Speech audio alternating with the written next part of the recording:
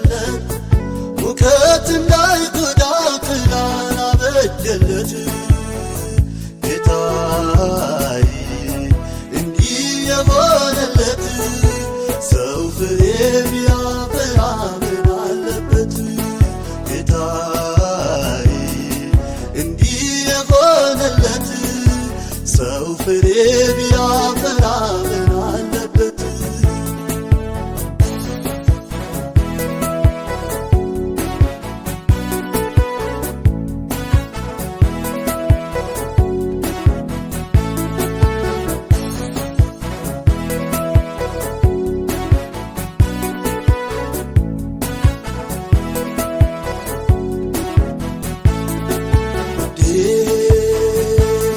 በፍሬያማው ኮረብታ ላይ የወይን ቦታ ነበረ።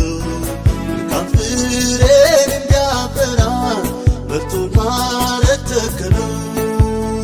የወይኑ ወራት ደረሰ፣ ፍሬውን ሰበሰቡ።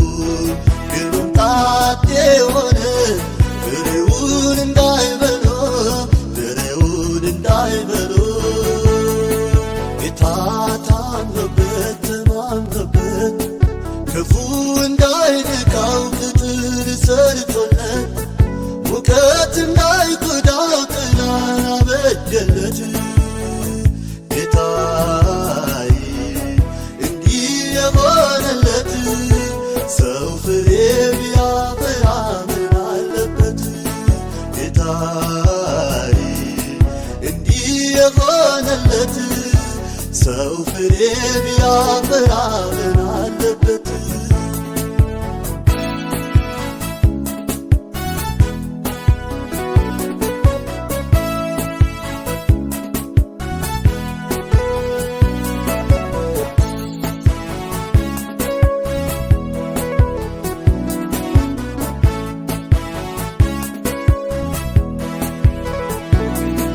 ራሱን ያልተፈወሰ ለሌላው ለፈውስ አይሆንም።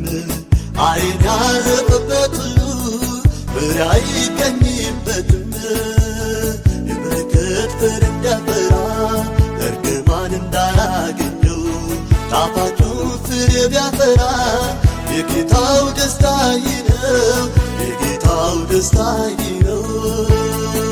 ጌታ ታምኖበት ተማምኖበት ክፉ እንዳይነካው ቅጥር ሰርቶለት ሙከት እንዳይጎዳው ጥላን አበጀለት። ጌታዬ እንዲህ የሆነለት ሰው ፍሬ ቢያፈራ ምን አለበት?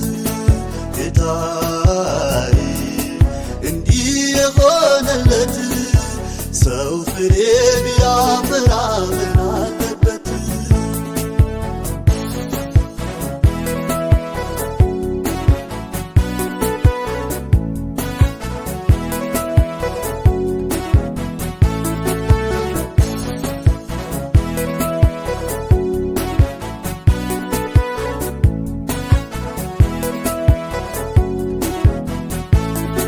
ሰው